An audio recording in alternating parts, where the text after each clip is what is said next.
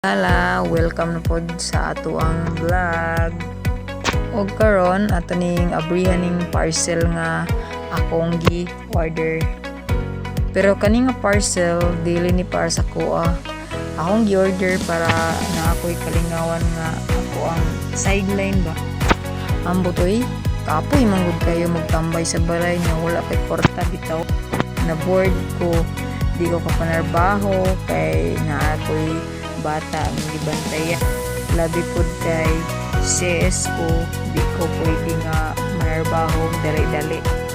So kani mo ni ako nakita nga maka-income pod ko bisag ginagmay pero kanunay. So kani mga panty giabot sa kuha nga good kayo yahang kanang quality.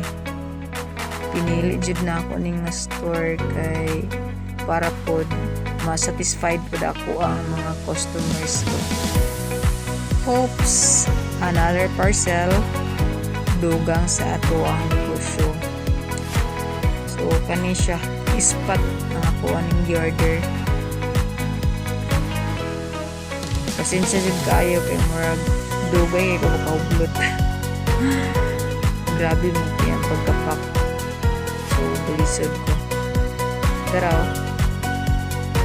kumbati ta ag resell ani ay maura may akong makita nga paraan para pod ko maka income lisod mo kayo nga way kwarta bay mukha to mga tong olo day bitaw ako lang i-share og morning salamat sa pagtan-aw ug ayo kalimot pag like share comment thank you.